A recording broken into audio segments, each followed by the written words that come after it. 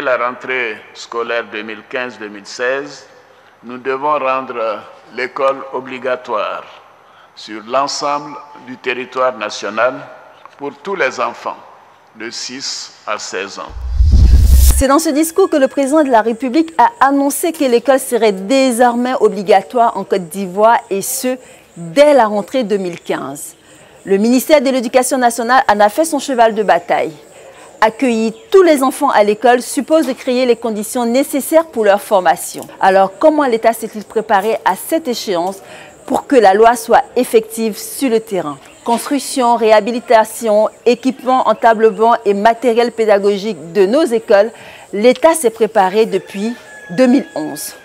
L'école est désormais une destination obligatoire pour tous les enfants de Côte d'Ivoire en âge de fréquenter un établissement.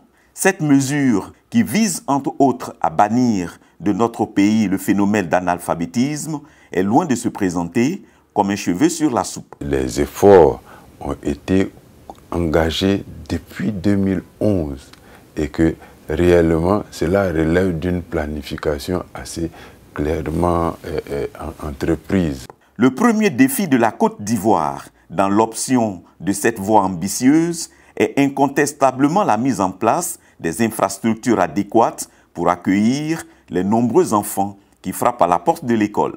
Avant que la loi ne soit votée à l'Assemblée, l'État a fait construire 12 753 nouvelles salles de classe au préscolaire et au primaire. De nombreux efforts ont été consentis à travers la réhabilitation des structures. On va dire que le PPU a beaucoup participé, de la même manière que nos partenaires habituels, que sont la Banque mondiale à travers le PUAEB, que sont UNICEF et la BAD dans les projets d'appui institutionnel multisectoriel à la sortie des crises, qui ont permis de réhabiliter un grand nombre de nos établissements. Et aujourd'hui, tout cela a contribué à mettre en place une dynamique qui ne peut que conduire à l'école obligatoire. Pour cette rentrée scolaire 2015-2016, on note 608 995 nouveaux inscrits au CP1 contre 432 480 inscrits l'année dernière. Ce qui montre bien que l'initiative présidentielle d'instaurer l'école obligatoire a eu une meilleure prise auprès des populations. Nos maris planteurs ont débuté la construction de l'école et par la grâce de Dieu, l'État est venu à notre secours en nous offrant de beaux bâtiments. Sinon, auparavant, en plus des difficultés à se procurer les fournitures, il fallait couper du bois, du bambou de Chine pour construire les salles de classe. Aujourd'hui, nous sommes heureux et nous disons merci au gouvernement. On a constaté qu'au niveau de notre école, il y a un engouement. L'an passé, on avait un effectif de 500 élèves. Mais cette année, avec l'école obligatoire, nous avons un effectif de plus de 700 élèves. Et ces populations n'hésitent pas à s'investir pleinement, à accompagner les partenaires bienfaiteurs qui ont toujours cru à la pratique de l'approche communautaire. C'est le cas du programme d'urgence d'appui à l'éducation de base, PUAEB. C'est une délégation de maîtrise d'ouvrage qui responsabilise les communautés et qui leur permettent d'être proches de l'école, qui leur permettent également de prendre en charge toutes les questions liées à la maintenance de l'école et de participer tout simplement à la vie de l'école. Ça a l'avantage également de pouvoir créer une dynamique communautaire autour de l'école, d'intensifier également tout un certain nombre d'activités économiques également autour de l'école. Nous avons fait une équipe de travail. On a débrayé les lieux bien propres. On les a aidés à faire la fondation. On les a aidés à envoyer de l'eau pour la construction.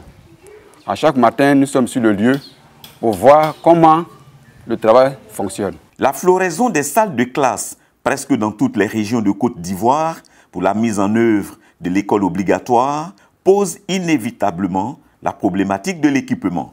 Équipement en matériel didactique et de bureau. Quand on construit une salle de classe primaire, elle ne peut être fonctionnelle que s'il y a un certain nombre d'équipements dans cette classe. Au niveau du primaire, vous avez d'abord le mobilier dans les salles de classe. Donc on a des tables-bancs.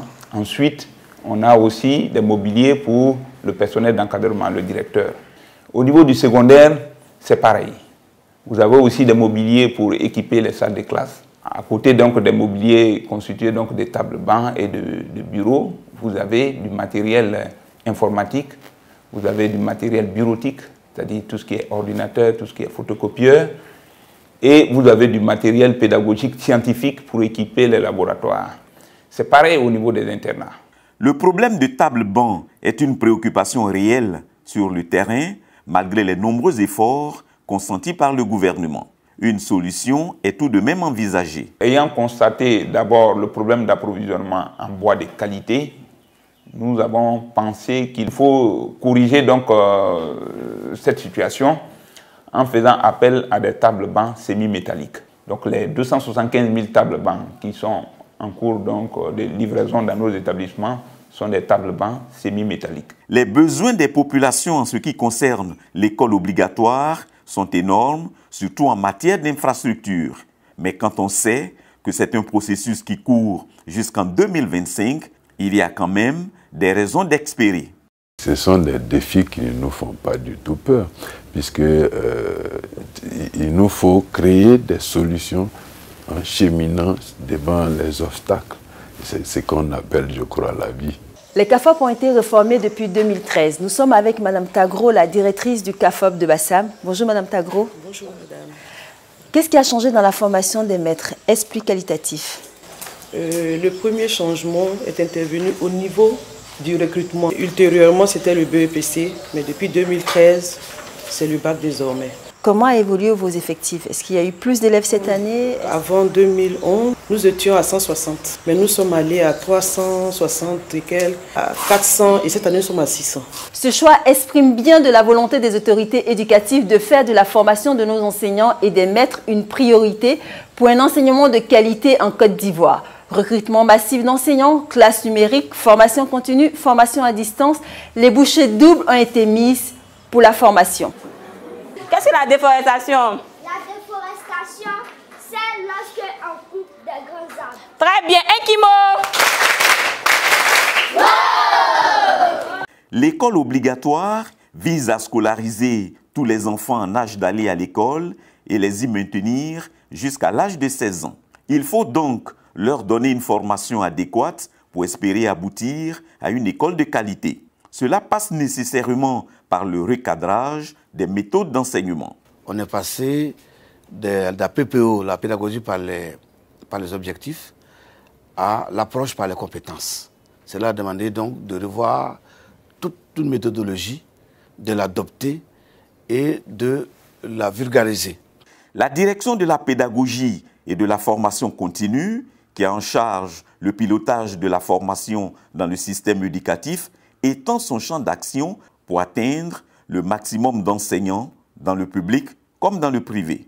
De 2011 à 2016, nous avons formé en gros près de 75 000 instituteurs. Il y a également les professeurs contractuels. Ceux-là, ils étaient très nombreux, ils étaient 3 000 et ils ont été lourdement formés également. Mais en plus de cela, le privé. Chaque année, nous formons 3 000 enseignants du privé.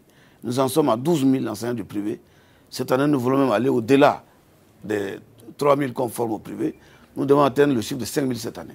Jusque-là, nos formateurs ils sont au-dessus même de nos attentes.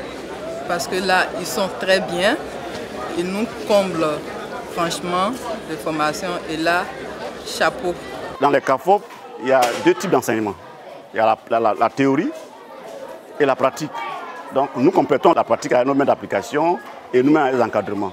Donc à l'issue de ces deux types d'enseignement et les deux salles que nous animons, nous pensons que nos élèves maîtres sont aptes, sont affinés à conduire une classe à être des bons enseignants. À la fin de ce premier stage, un élève stagiaire doit arriver à élaborer correctement sa fiche, doit pouvoir organiser correctement la classe et pouvoir faire l'animation du cours avec les enfants. Quand tu donnes un cours à un enfant, qu'à la fin du cours, il a à mesure de te redonner le cours, là je suis satisfait à mon niveau. J'ai croisé des enfants, c'est eux-mêmes qui m'ont reconnu, ils ont pris mon sac, maîtresse, ils causent. Et puis tu vois que ce sont des enfants, mais ils ne sont pas réellement enfants parce qu'ils sont intelligents, ils disent des choses même qui surprennent. J'avoue que ça fait plaisir. Il faut dire que nous sommes vraiment satisfaits parce que ces apprenants ont quand même un niveau d'études élevé et ils savent ce qu'ils sont venus chercher. Donc quand on leur fait on leur fait des critiques, ils prennent ces critiques en compte et puis ils changent. Ils sont vraiment attentifs à nos critiques. Formation continue, formation à distance, classe multimédia, classe numérique. La formation des enseignants s'adapte aux nouvelles technologies de l'information et de la communication. On forme les stagiaires à l'outil bureautique, à l'utilisation des TIC dans le cadre de l'enseignement, mais on les instruit aussi sur la façon d'utiliser les TIC, la gestion administrative d'un établissement, d'une école. Grâce au TIC, on peut faire une très bonne formation à très bas coût. Nous avons dans 10 régions des centres de formation disposant d'ordinateurs. Nous fabriquons les modules et nous avons sur place ce qu'on appelle des tuteurs. C'est les enseignants chevronnés qui ont été formés à Abidjan, qui disposent de modules dans l'ordinateur et qui vont donc former des stagiaires.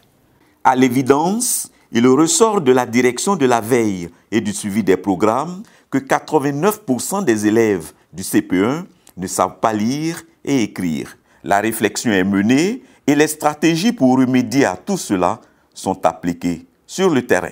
La direction de la pédagogie, en collaboration avec l'hygiène, est en train de préparer des modules. Ces modules vont donc être administrés aux instituteurs à travers tous les canaux. Moi, je me donne 2 ans au maximum que nos élèves en Côte d'Ivoire sachent lire, écrire et compter. Une chose est de mettre les enfants à l'école, une autre est de les y maintenir.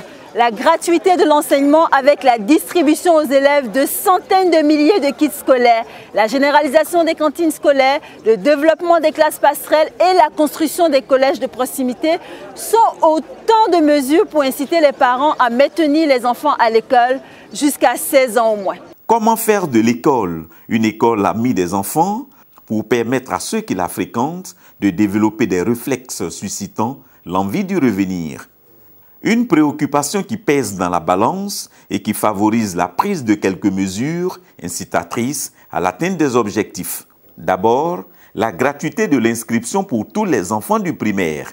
L'État, par cette mesure, entend enlever les barrières pour accéder à l'école. Cette gratuité de l'école s'étend au niveau des kits scolaires et cela dans le but d'alléger la charge des parents. L'État de Côte d'Ivoire bénéficie du soutien de l'UNICEF dans cette vaste politique de distribution gratuite de kits scolaires. Ces kits scolaires sont distribués dans les zones dites zones de faible scolarisation ou bien zones de sous-scolarisation et également dans certaines écoles islamiques qui ont été déjà intégrées au système scolaire officiel.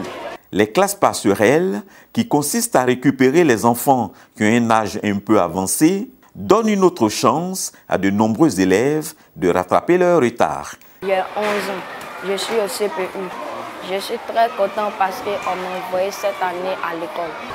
À la fin de l'année, ces enfants-là sont réinsérés dans l'école formelle, l'école de qui nous dépendons. À cela s'ajoute la nouvelle trouvaille du ministère de l'Éducation nationale, les collèges de proximité. Un véritable ouf de soulagement pour les élèves et les parents d'élèves. Avec le collège de proximité, on donne la possibilité aux filles, surtout, et aux garçons résidant auprès de leurs parents, d'accéder à une éducation de premier cycle de qualité. Je ressens la joie et le bonheur d'avoir un collège dans mon village et je n'aurai plus de déplacements dans certains villages que je ne connais pas.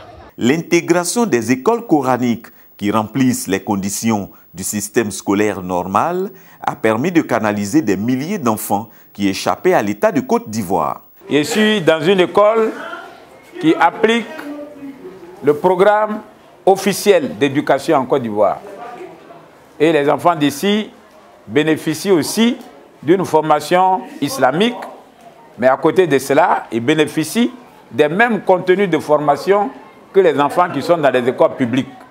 Et ça a permis aux parents, même qui ne sont pas musulmans, d'inscrire aussi leurs enfants dans cette école. L'avènement des cantines scolaires joue efficacement en faveur du maintien des élèves à l'école. Leur importance n'est plus à démontrer. C'est le lieu de saluer l'engagement des clubs mères d'élèves filles, CEMEF, et les groupements mobilisés autour des cantines qui ne tarissent pas d'idées dans le but d'améliorer les conditions de vie des élèves. Parce qu'on a envie des enfants n'est qu'à aller à l'école.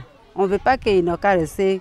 Ils vont venir à midi, nous on n'est pas là. Ils vont aller, il n'y a pas manger pour manger. Donc on va aider les enfants. La cantine fait que nos enfants vont régulièrement à l'école. Hein. Comme on dit, le taux de scolarité a augmenté. Même le résultat c'est encore très bon. Et les enfants sont fréquents à l'école. Et comme pour rassurer les élèves quant à leur protection au sein de l'école, l'UNICEF a obtenu de Madame la ministre de l'Éducation nationale 3 arrêtés. L'arrêté portant code de conduite des personnels du ministère de l'Éducation nationale, l'arrêté portant création du groupe de travail protection de l'enfant et l'arrêté portant création des écoles amies des enfants.